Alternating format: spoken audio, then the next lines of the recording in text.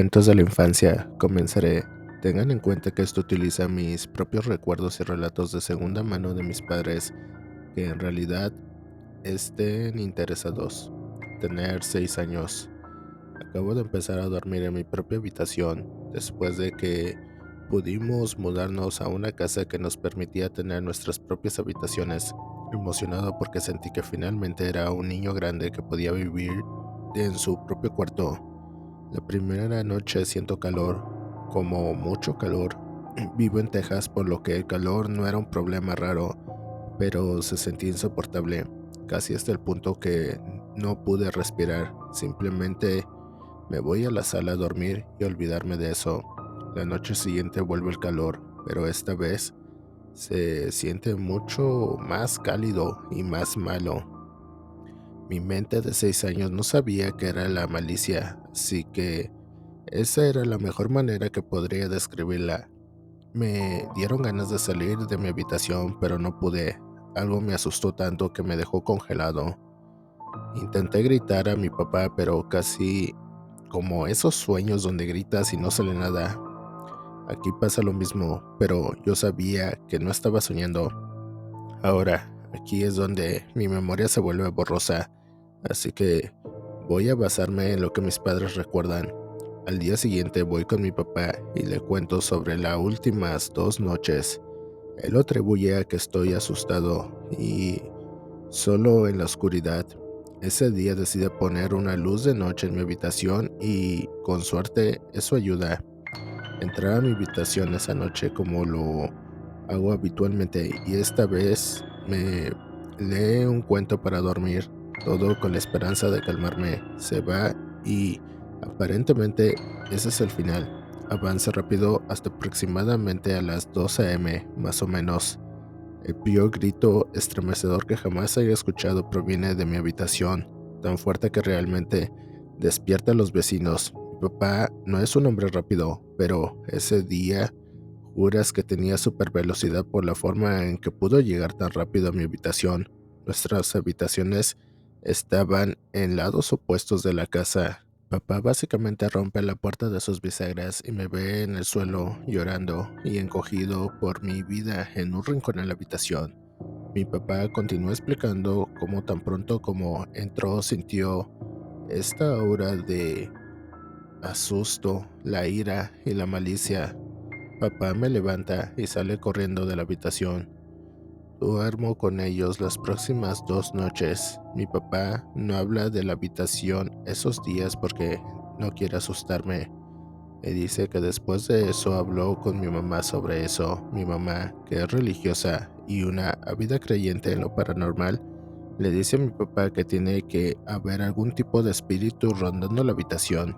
Mi papá, aún escéptico, decide decir que se joda y va a dormir él mismo en la habitación solo para asegurarse de que lo va a hacer. Imagínenselo, ya que todavía estaba aturdido y medio despierto cuando entró a mi habitación esa noche. Más tarde, esa noche me arropó con mi madre y se va a dormir a mi habitación. Al día siguiente lo encontramos durmiendo en la sala. Mamá le pregunta a papá qué pasó. Empieza a soltar una gran distripada sobre cómo la habitación le hacía sentir náuseas y casi deprimido. Dijo que calor en sí era malo, pero que, al menos a las 2 de la madrugada, se sintió casi suicida, hasta el punto de pensar en simplemente darse la vuelta, acelerar el auto y irse de esta vida. Mi padre no es depresivo, ni ha tenido antecedentes de eso. Le dice a mamá que definitivamente hay algo jodido en la habitación. Mi hermana tenía alrededor de 17 años. Escucho a mi papá decir esto y como hace la mayoría de los adolescentes, tienden a no creer, por lo que dice que dormirá en la habitación para gran consternación de mi madre. Más tarde, en la noche, mi hermana entra a mi habitación alrededor de las 2 a.m., igual que anoche, igual que 2 noches antes. Ella sale corriendo de mi habitación. Y no me refiero a correr, quiero decir, casi saltó de la habitación con lo rápido que intentó salir. Mi madre me dice que incluso sorprendió a mi hermana tratando de salir de la casa completamente cubierta de sudor y lágrimas. Más tarde esa noche, después de que mi hermana se calmó, mis padres le preguntan qué pasó exactamente. Ella continúa explicando que había sido tocada por algo y no solo la sensación normal de roce o sensación extraña. Ella quiere decir agarrada y manoseada. Ella explica que mientras la habitación misma se calentaba, los toques se sentían como si estuviera prendida en fuego, quemándola. Dijo que el dolor pudo haber sido una cosa, pero el puro sentimiento de angustia y desesperación que sintió mientras sucedía estaba en un nivel completamente diferente. Lo explicó como el sentimiento que tienes cuando alguien a quien amas muere y tienes que ver su cuerpo en un ataúd. Por supuesto, para mi madre y mi padre sabían lo que se siente perder a un padre y a un abuelo respectivamente. Mi mamá finalmente nos dice que quiere dormir en esa habitación. Papá le dice que no lo haga y que simplemente llame a un sacerdote o algo así. Mamá dice que ella quiere confirmarlo ella misma. Una parte de mí piensa que solo quería un pedazo del pastel paranormal. Esa noche nos vamos todos a la cama y mi mamá entra en la habitación. El mismo verso que el primero, segundo y tercer intento, 4M, y mierda golpea el ventilador. Esta vez escuchamos ruidos y gritos. Papá entra corriendo a la habitación. Me dice que me quede en su cama hasta que él regrese. Puedo escuchar a mi hermana corriendo a mi habitación también. Puedo escuchar hablar, pero no palabras reales se puede distinguir. Más tarde ese día, mamá explica lo que pasó. Mamá le dice a papá que sentía exactamente la misma malicia y enojo que él y mi hermana, solo que esta vez podía sentir una dirección, podía decir dónde estaba. Continuó explicando que simplemente sabía dónde estaba sentada o parada o lo que sea. Al principio lo dejó así ya que en realidad no era para hacerle daño, pero luego le dijo a mi papá algo y luego a mí que hasta el día de hoy nunca ha salido de nuestras mentes. Ella comienza a decirle a mi papá que no solo estaba allí, sino que le habló a ella. No es el mismo susurro silencioso que escuchó mi hermana, pero sí un hablar completamente audible. Ella dice que el espíritu comenzó a hablar de mi padre primero, decir cosas como, él solo te eligió porque eres más fácil. Solo te eligió porque necesitaba un rebote. La única razón por la que se quedó fue por el niño. Para contexto, soy el único hijo de mi padre. Mis hermanas eran de un matrimonio diferente. Entonces empezó a decir que el espíritu hablaba de mí, que terminará siendo enterrado por ti. Nunca llegará a nada porque nunca lo dejas, etc. Y esto continúa durante tal vez 30 minutos hasta que ella simplemente perdió el control. Mi hermana sintió miedo, mi papá sintió depresión y yo sentí malicia. Mi madre sintió ira pura y sin filtrar. Mi mamá no es alguien conocida por temperamento, pero cuando ella está enojada es aterradora. Este fue uno de esos momentos. Mamá finalmente le dijo a mi papá que llamara a un sacerdote para bendecir la casa y exorcizar cualquier mal yuyú o algo así. Llamar a un amigo de la familia que también era sacerdote en nuestra iglesia local. El sacerdote entra e inmediatamente pregunta, ¿puedes mostrarme la habitación de tu hijo? Mi madre y mi padre nunca le hablaron de la habitación. Cuando se le presentó porque quería empezar allí primero, el sacerdote simplemente dijo, creo que es aquí donde más me necesitan. Mi mamá lo deja entrar y lo lleva a mi habitación.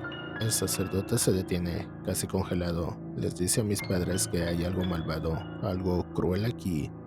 Y mientras dice eso, se gira hacia la esquina de la habitación, mismo lugar donde mi mamá le dijo a mi papá que lo sintió.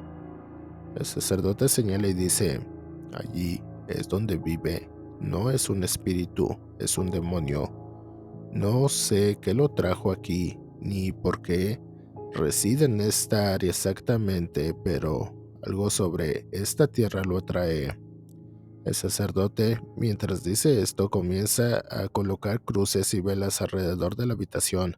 Agarrando su agua bendita, comienza a orar y a esparcir el agua bendita. Mientras hace esto, toda la habitación se calienta, más caliente de lo que nadie jamás lo habría sentido.